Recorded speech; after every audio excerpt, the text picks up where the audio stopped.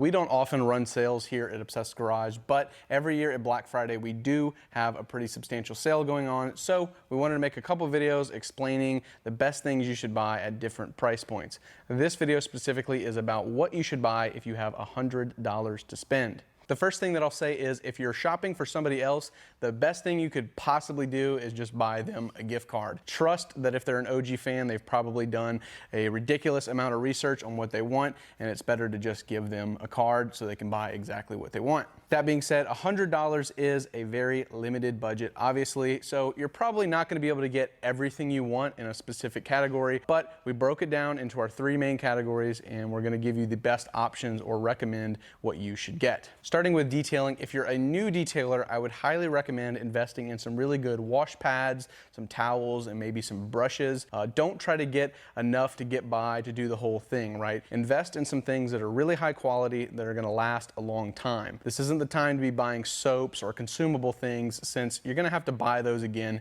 anyway. I'd rather see you pick up something that again is going to last you years and that will pay you back that 10%. If you're somebody who already has a lot of detailing chemicals, I think it's best to focus on a specific process on your car. May that be coating your wheels, maybe coating your glass, maybe giving your leather some attention that it needs. Again, you're not going to be able to get a full package, a full bucket solution, towel solution, anything like that. So investing a little bit in the things that you may have neglected or that you just want to make better is the best idea. Moving on to pressure washing, again, $100 is still very limiting, but you can certainly still walk away much better than when you started. The first thing you should check out is the SGS-28 pressure washer gun. You can get it and the M22 coupler for under $100, and you can attach it to the stock hose on your pressure washer. If you've never used a short gun or an aftermarket gun on your pressure washer, it certainly makes the biggest difference out of anything you can upgrade outside of something like a hose, but again, the hose is a little bit out of that $100 budget.